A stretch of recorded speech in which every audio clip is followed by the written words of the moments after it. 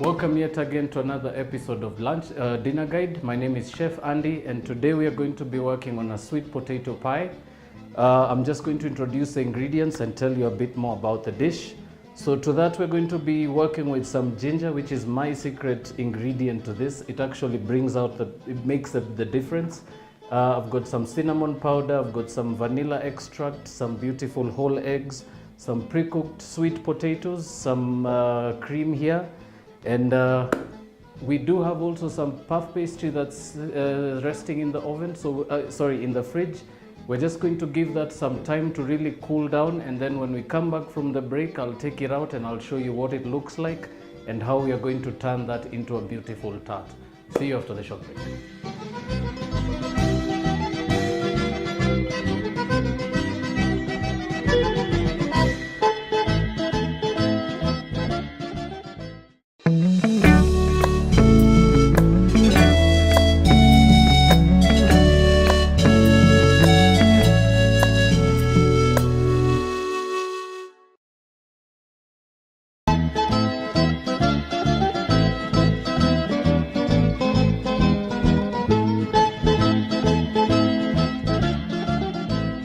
Welcome back, ladies and gentlemen. For those who missed the introduction before we took the break, we are going to be doing a sweet potato pie today. I'm very much looking forward to making this particular dessert because it's actually one of my favorites, my personal favorites. Just to reintroduce the ingredients for those who are just joining us, we're going to be working with some cream, some brown sugar, some ginger here. I also have some eggs, some cinnamon powder, and some vanilla extract. So what we're going to do is we're going to start with our sweet potato, and all I'm going to show you now is a very, very simple technique of caramelizing your potatoes before you turn them into a pie. Although we are not going to use them as chunks, we are going to cook them down, we are going to puree them, and we're just going to use that as our pie filling. So without further ado, we are just going to go straight into it. So to the cup here I have about half a cup of brown sugar. So all I'm going to do is sprinkle that. Actually, we'll go with about half a cup of brown sugar. Then I'm going to add my cinnamon powder. Last but not least, our vanilla extract. So you want to melt that at very low heat. You're not really going to be rushing this at all, so give that a bit of time to just melt down slowly. Don't forget to also move your pan around a little bit just to make sure you're actually getting the best of the heat from your pan. Right, so while that continues, I'm just going to cube our sweet potatoes, which we're going to be adding to our pan a little later. So I always recommend try to get the pieces as small as possible. This is just to be able to make sure that they are all fully covered and they're properly covered with all that sugar that's going to be melting in the pan. So I'm just going to cut about 2 more pieces. We're just going to cut them the same way. So remember, I'm just cutting them really fine and small.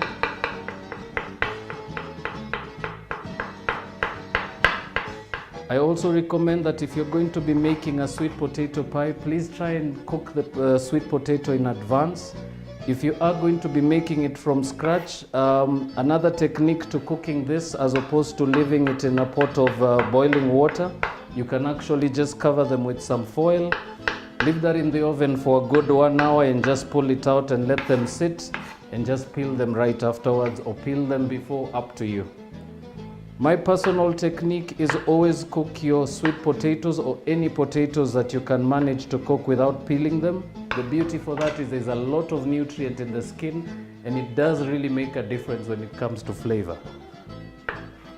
So our sugar is nicely caramelizing now. It's just starting to bubble. And we're gonna take this out of the way.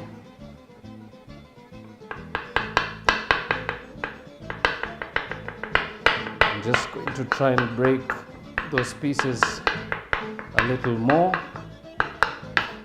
Remember, it doesn't matter if you get a perfect cut out of this at this stage. We are going to puree the mixture anyway, so it's just easier to have them as small as you possibly can have them. So to the pan, I'm just going to saute, or rather just coat that sweet potato with that sugar.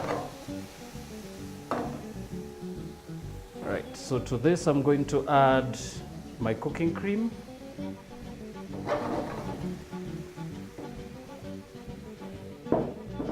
And last but not least, we're going to grate a bit of ginger in there. I'm just going to grab a grater behind me.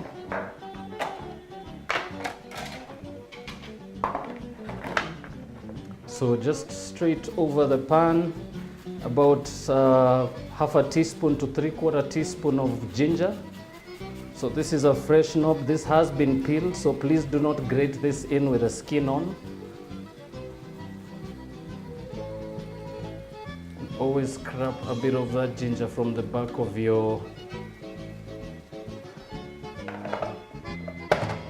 Right, so we are just going to finish cooking this off, and then I'm just going to take you to the next stage where we'll be doing our pie crust. So for this, I'm just going to give it a quick mixture. This is just to make sure everything is well coated with all that brown sugar, the cinnamon. The flavors really coming through from the pan are very, very intense. Remember, we've got some vanilla, we've got some ginger. So very beautiful flavors coming through.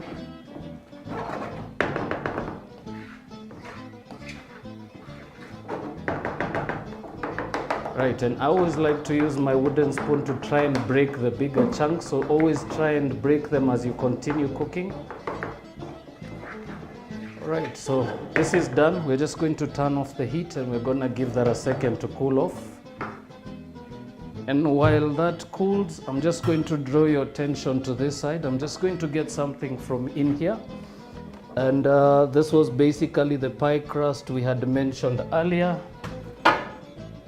So remember, this was pre-made, and you can actually manage to get this. You can buy this convenient, or you can just get the recipe and try it on your own. So it's a very, very, very simple recipe, as I was telling you, ladies and gentlemen. So to this went a whole cup of flour, about half a cup of chilled butter, so cold butter. And all I did was I basically worked that with my fingertips. We call it the cramming stage. So once you're done with that, break in just one egg yolk, a bit of fridge cold water or very, very cold water. And all you do is give that a nice mix. Probably you're going to need the dough for not more than 5 minutes before you give it a rest in the fridge. And basically what you're looking for is something that holds shape like that. So it should actually be nice and firm before you actually use it to cover your tart tin or your baking tray. Right, so I'm just going to form that into a ball. Remember, it's always good to try and squeeze out as much air as you can from in there.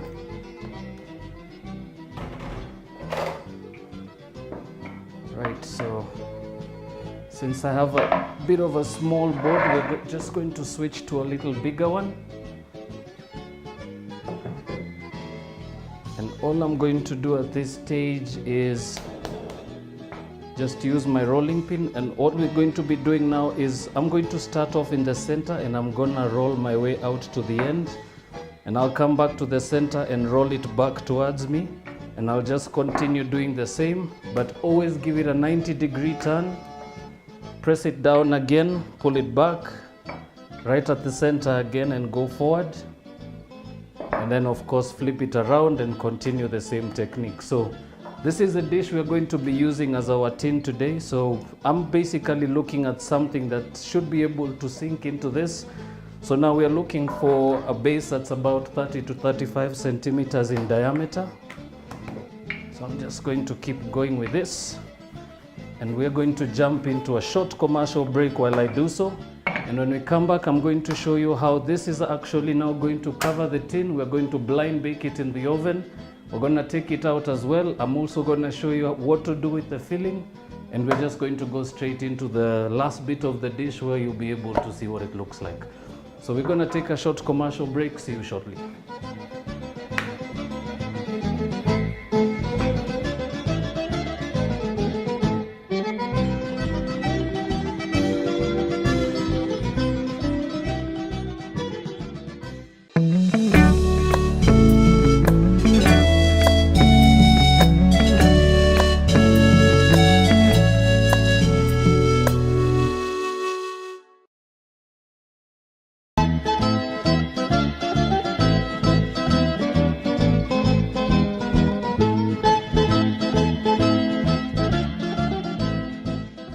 Welcome back, ladies and gentlemen. For those who are just tuning in, or if you were with us earlier before we took a break, we were just finishing off our filling for our sweet potato pie.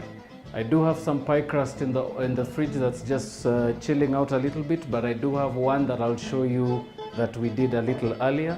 So I will start by pureeing our filling. And this is very simple. I'm just going to put all this into a food processor. Or if you have a jug for your blender, it will still do the same.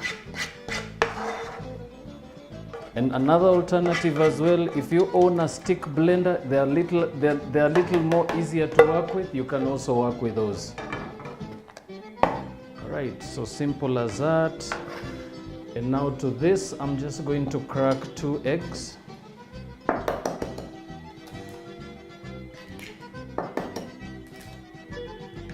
And those 2 are gonna go in there.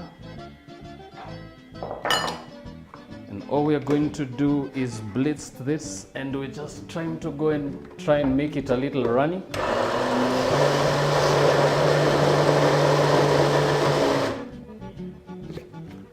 I'll probably do that a little more.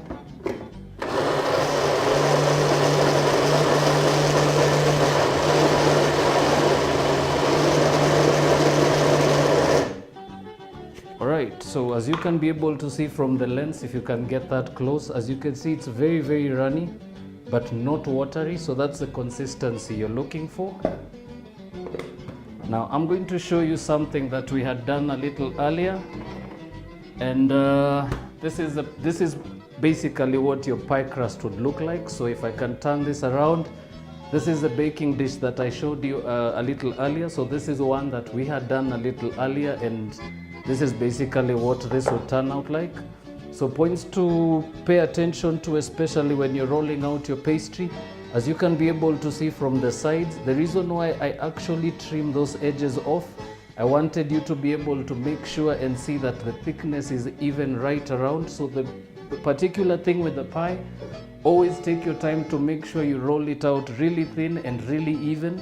This is why I always insist, roll it out, turn it around a different angle, roll it out again, flip it around. That way you keep the same consistency. So now I'm just going to show you what to do with this. Before we get into this process, one thing you need to pay attention to, you should always have your oven hot and ready to go at this stage. So I'm just going to set my timer here for about 10 minutes. And I'll push that to about between 180 to 200 degrees. And I'm just going to show you what we're going to be doing with our tin here. Something you may have to make sure that you do have before attempting this, it's always a little easier to work with greaseproof. There are people who prefer to work with cling film, but the only problem is if cling film actually sticks in there and you can't be able to pull it out, it might cause a problem. So the only safest best option is actually just going with your wax paper. So as you can see, I'm just going to demonstrate. So you can see from the size of the paper and the size of the dish, I do give quite a bit of a room allowance, and I'll just show you why. So before we put the filling in and I show you what we're going to do next, always have a fork for this process. The reason why I'm doing this is to make sure that the pie crust, while it's cooking in the oven, I don't want it to expand, and I don't want the air pockets underneath to make it swell. So all I'm going to do is put some marks with a fork. So remember, this will not, of course, I don't want you to believe or assume that this will allow your filling to just sink through, and it's why we always make sure that a pie filling is not runny and not watery. Okay, so these holes they are going to close up immediately after the pie is cooked, or rather in the process while we're cooking our pie. So as you can see, I've got nice beautiful fork marks at the bottom, so I'm just going to do the same thing on the sides, and I'll just go with 4 of those on each side of the dish.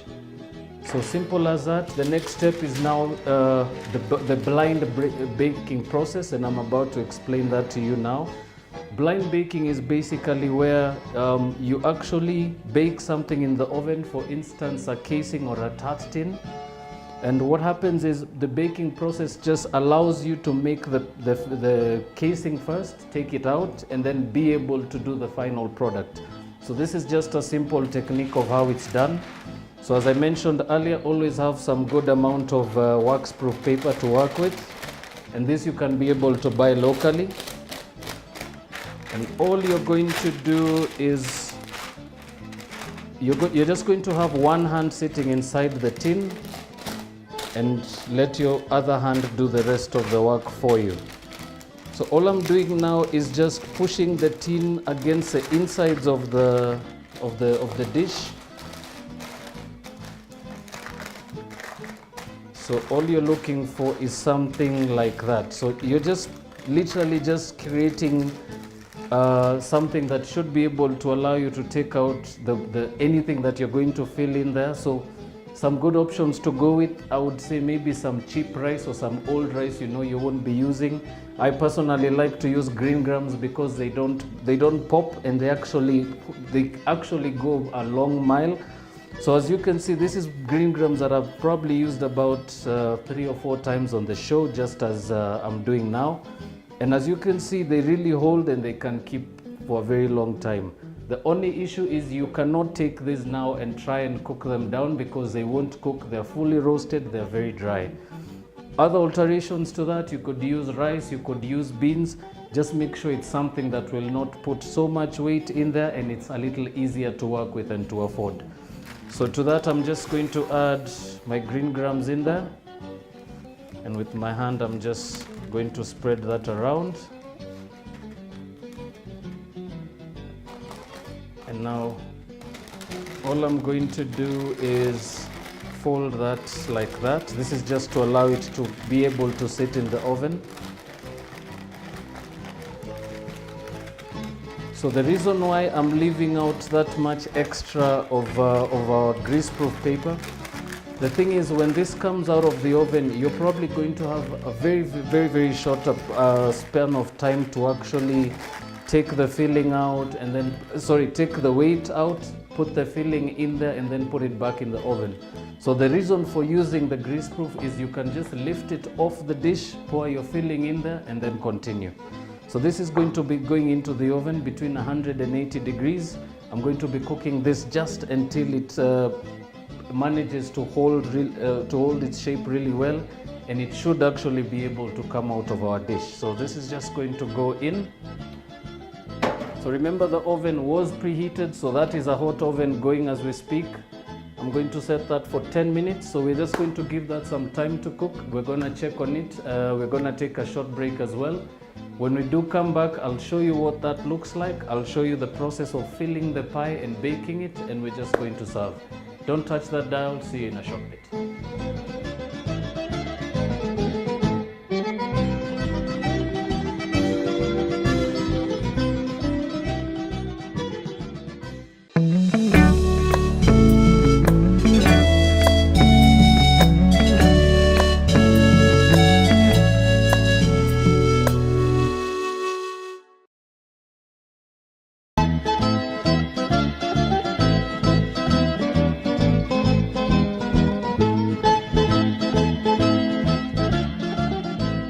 The aromas in the kitchen are to die for. Welcome back from the short break. We're just about to take the pie out of the oven. It's just about done. So I'm just going to show you what this looks like. Right, as you can see, nice and set, very firm from the touch as well. It's definitely looking as good as we expected. So what we're going to do now is we're just going to let that cool off. We normally give it about 5 to 10 minutes just to cool off, and then we take it off the tin. But for the purpose that it's ready and you can be able to see what it looks like, we will not take it out of the tin, but we will leave it as it is. So ladies and gentlemen, as I was mentioning to you earlier, this is a very simple dish. As I said, it's definitely one of the heartiest and most comforting desserts you could actually recommend or make for your family or friends at home. The beautiful thing about it, it's using very natural ingredients for that matter. So there's a bit of sweet potato in there that just really makes a difference from buying all these other commercial ingredients that you can use to make your filling. So it's been a pleasure showing you how to make this today. I hope you're all now well tuned and well informed to be able to do this yourselves at home. From the studios, it's been me, Chef Andy. You've been tuned in to Dinner Guide on BrandPlus TV. So from my end, it's been a pleasure hosting the show today, and I hope this has been actually an interesting dish for you all to learn. So from my end, it's been a pleasure. Have a lovely evening. See you soon.